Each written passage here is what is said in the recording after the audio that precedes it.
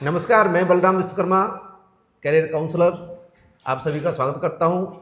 आज से मैं एक सीरीज शुरू कर रहा हूं जो बोर्ड क्लास के बच्चों के लिए बहुत काम आने वाली है। आज से मैं शुरू कर रहा हूं उन टॉपर बच्चों का इंटरव्यू, उन बच्चों से रूबरू कराऊंगा आपको, उन विद्यार्थियों को रूबरू कराऊंगा जिन्होंने टॉप किया है, अपने विद्यालय में टॉप किया है, अपने ज़िले में टॉप किया है, और ऐसे ही एक होनहार विद्यार्थी जिन्होंने 10th बोर्ड में, सीबीएसई के 10th बोर्ड में और 95% अंक प्राप्त किए, साथ ही अपने विद्यालय में पहला स्थान प्राप्त किया। जी हाँ, मैं बात कर रहा हूँ ऋषभ मिश्रा से, जो Saint Xavier public school Korba के विद्यार्थी हैं। और अब आगे उन्हीं से सुनते हैं कि उन्होंने ये सफलता कैसे प्राप्त की।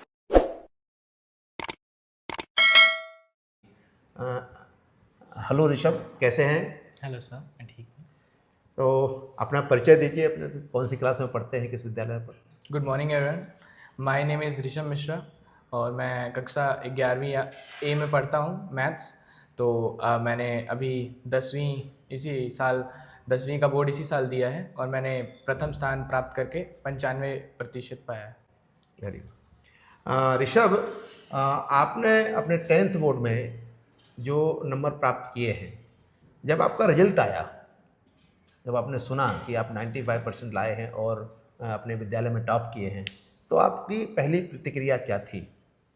सबसे पहले तो मैं बहुत खुश था क्योंकि मुझे लगा कि मैंने अपने पूरे साल में जो बहुत सारे सेक्रीफाइसेस दिए हैं और वो जो बहुत मेहनत की है वो आखिरकार काम आई है। और इसके कारण मेरे पूरे घर में और मेरे पूरे परिवार और मेरे सारे गुरुजन सब बहुत खुश थे क्योंकि आखिरकार मैंने पूरे एक साल मेहनत करके 95% पाया था। जब आपके परिवार वालों ने, आपके मम्मी पापा ने सुना कि आपने टॉप किया है, तो उनकी खुशी कैसे उन्होंने अपनी व्यक्त की, उनकी प्रतिक्रिया क्या थी?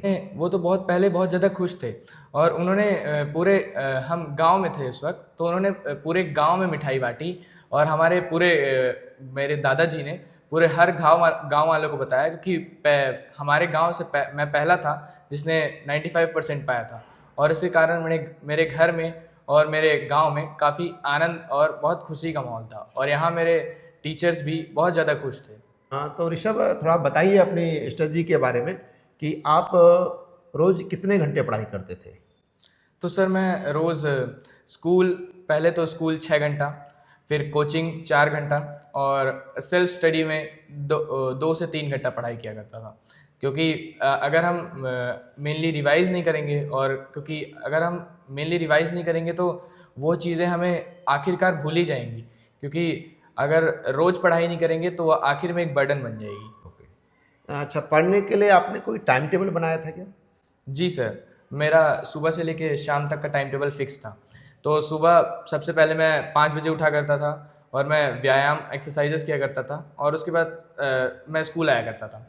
वहाँ 2 बजे तक, उसके बाद थोड़ा सा आराम करके 4 बजे से कोचिंग, 4 से 8 कोचिंग, 8 से थोड़ा अपने 8 से आधा घंटा व 1 घंटा मैं अपना समय आनंद एक्टिविटीज़ में दिया करता था, जिनसे मेरा एंटरटेनमेंट भी जरूरी है ना? भी ज़रूरी है। बहुत जिससे बढ़िया। मेरा थोड़ा मूड फ्रेश हो जाता था और मैं फिर 2 घंटा सेल्फ स्टडी, 2-3 घंटा सेल्फ स्टडी किया करता था।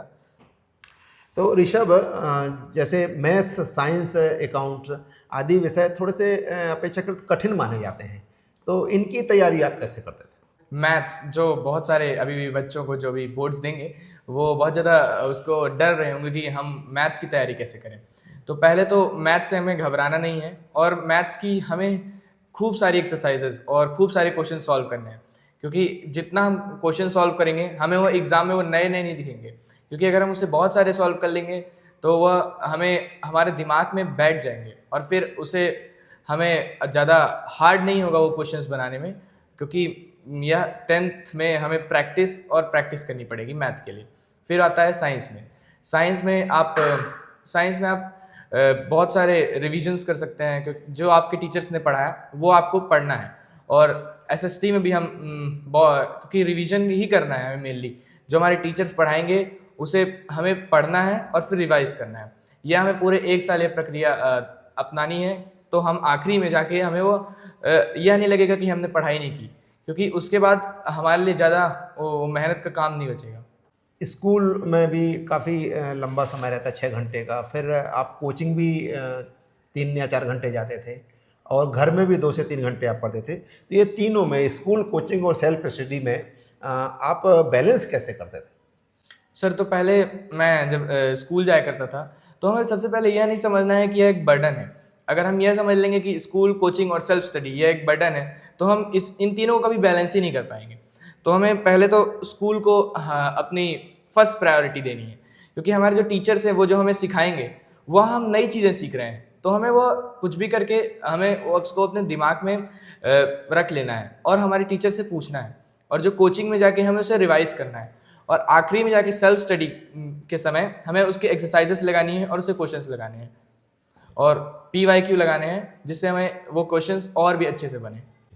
आपने NCERT की जो हमारे रेगुलर बुक्स होती है कोर्स की, उनके अलावा और कोई बुक्स का सहारा लिया, या कहीं से नोट्स आपने उनसे अध्ययन किया जिसमें आपको अच्छी सफलता मिली? जी सर, तो मैंने NCERT के अलावा थोड़े जहाँ मैं ट्यूशन जाया करता था वहाँ के थोड़े से नोट्स, और मैथ्स के लिए मैंने RD शर्मा, और साइंस के लिए ऑल इन वन, और SST के लिए मैंने mainly SST Hindi and English के लिए, हिंदी इंग्लिश के लिए मैंने लूसेंट की एक किताब खरीद के रखी थी, और SST के लिए मैंने मेनली रिवीजन में फोकस किया।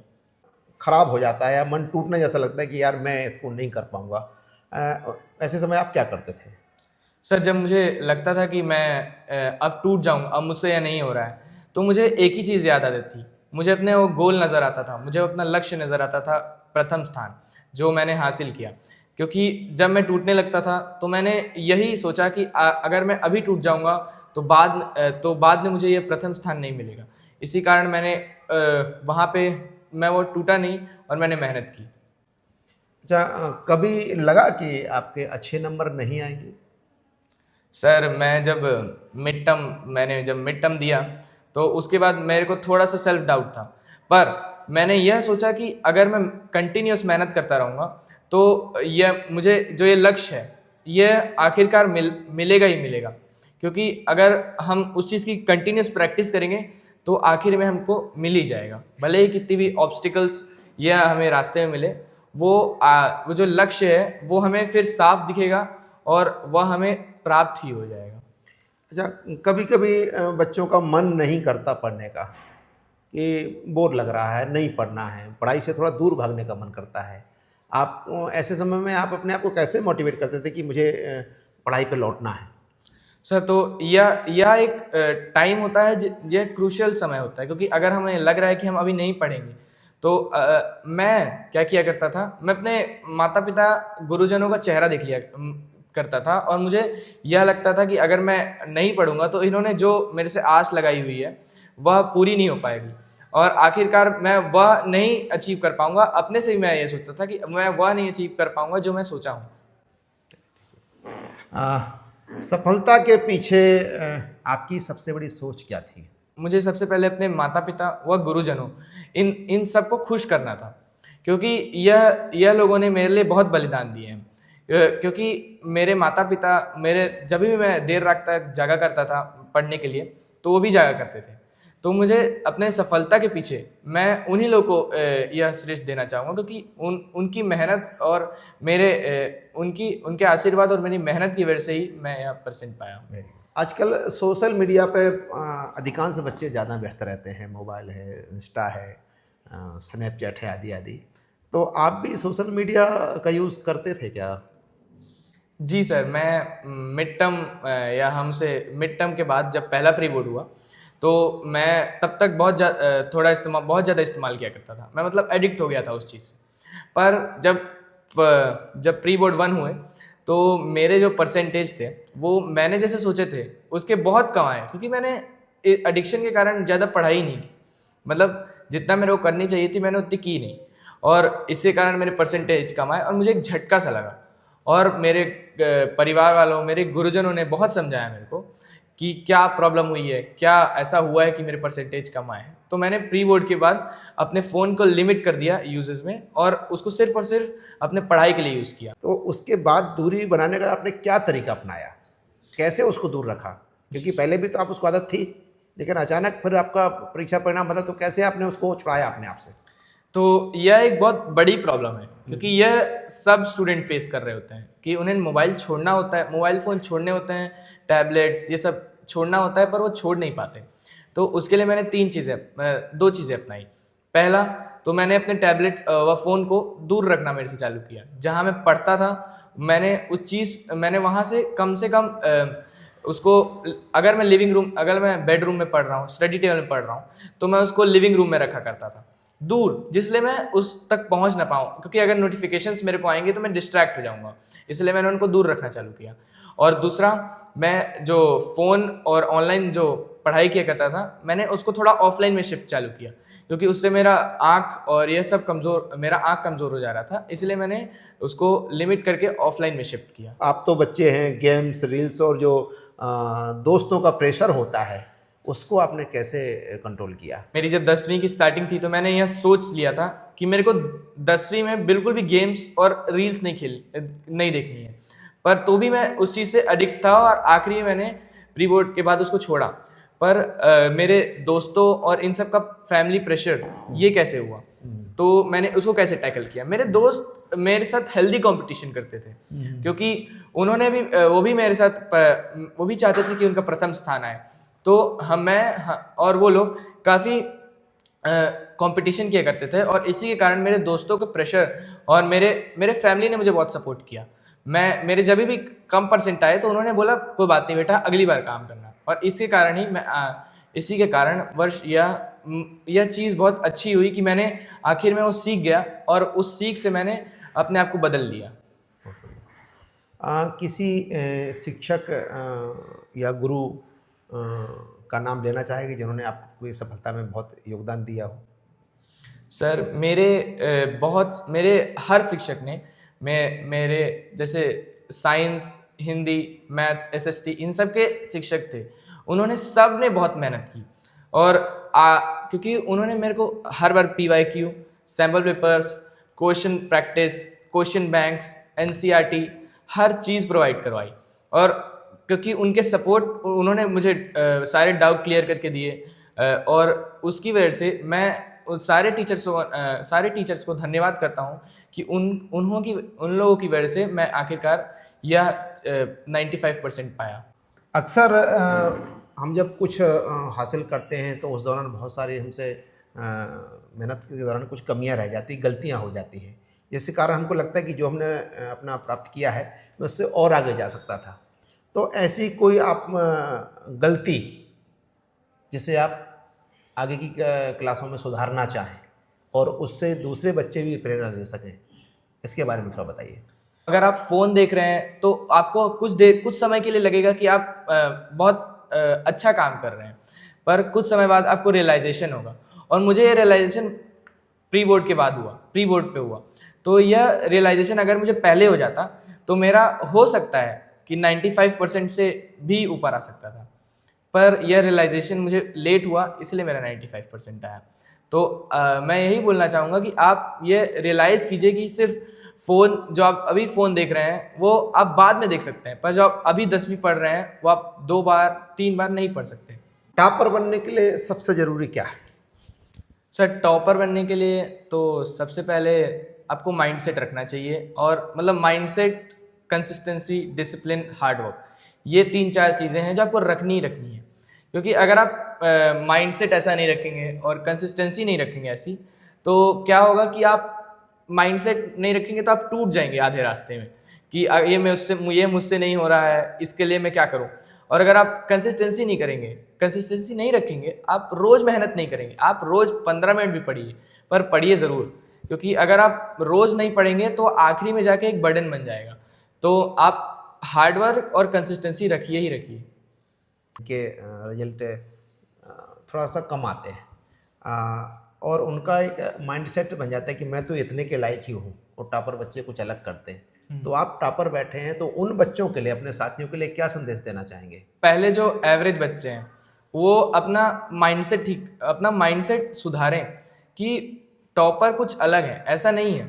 हम अगर कंसिस्टेंसी और हार्डवर्क नहीं रखेंगे, क्योंकि एक बहुत बढ़िया चीज़ कही गई है, consistency and hard work beats talent. क्योंकि अगर आप टैलेंटेड भी हैं पर आप अगर हार्ड वर्क नहीं कर रहे हैं तो आखिर में जाके आप हार ही जाएंगे। पर अगर एक एवरेज बच्चा अभी से भी मेहनत करना चालू करे और कंसिस्टेंसी रखे और अपने आप पे भरोसा रखे, माइंडसेट रखे उस चीज़ का और मेहनत करे, तो वो आखिर में जाके उसके अच्छे ही परसेंट उसको मिलेंगे ही मिलेंगे। भैया, जो बच्चे अभी एग्ज़ाम के समय तैयारी कर रहे हैं, उनकी तैयारी किस प्रकार की होनी चाहिए, बोर्ड खासतौर से बोर्ड एग्ज़ाम के समय? तो सारे बच्चों को जो अभी इस समय बहुत क्रूशियल समय है ये, क्योंकि आपको इस समय ही मेनली रिवीजन और सैम्पल पेपर्स इन PYQs को जितना आप लगा सकते हैं आप उसको लगाइए। क्योंकि आप अगर आप क्वेश्चंस नहीं लगाएंगे तो आपको क्वेश्चंस आखिर में जाके आप उस चीज़ों को भूल जाएंगे। क्योंकि आप ऐसा तो नहीं है कि आप एग्ज़ाम के एक दिन पहले पढ़ सकते हैं, पर आप उस चीज़ को मेहनत करके और मतलब आप PYQ लगा सकते हैं, सैम्पल पेपर लगा सकते हैं, आप NCERT को आप रिवाइज करिए और जो भी रेफरेंस बुक्स आती हैं जैसे RD शर्मा, इन सबको सॉल्व करिए तो आपका बहुत ज़्यादा अच्छा नंबर आ सकता है। सफलता का एक कोई मंत्र बताइए। सफलता का एक ही मंत्र है कि आपको मीन्स मेहनत ही करनी है। आप अगर हार्डवर्क नहीं करेंगे, मेहनत नहीं करेंगे तो आपका मीन्स आप कितने भी टैलेंटेड हो वो आप मीन्स आखिरी में वो जाके उसको आप हार जाएंगे। क्योंकि अगर आप माइंडसेट ऐसा नहीं रखेंगे, क्योंकि माइंडसेट भी एक बहुत बड़ी इंपॉर्टेंट चीज़ है और कंसिस्टेंसी आपको रखनी ही रखनी है। यह सफलता का एक ही मूल मंत्र है कि आपको मेहनत ही करनी है, उसके अलावा कोई भी शॉर्टकट्स और डबल कोई दूसरा पाथ नहीं होता इसके लिए। चलिए, बहुत सुंदर ऋषभ भाई, बहुत सही आपने कहा कि सफलता का एक ही मंत्र है कि आपको मेहनत करनी है, हार्डवर्क करना है और अपने काम में कंसिस्टेंसी रखना है। और अगर इस प्रकार से कंसिस्टेंसी रख के आप तैयारी करेंगे तो भरोसा करिए, आपको लगता है कि आप एवरेज हैं, आप में सारा पोटेंशियल है और आज बहुत सारे संसाधन आपके पेरेंट्स ने आपको उपलब्ध कराए हैं, आपके विद्यालय के गुरुजन बहुत मेहनत कर रहे हैं। बस थोड़ी सी उसमें मेहनत और इस भरोसे के साथ कि आप कर सकते हो और आप सच में कर सकते हो, तो आपको बहुत बहुत शुभकामनाएं। और ऋषभ, बहुत बहुत शुभकामनाएं, आपने बहुत अच्छे जवाब दिए और आगे के लिए आपको बहुत गुड लक। Thank you.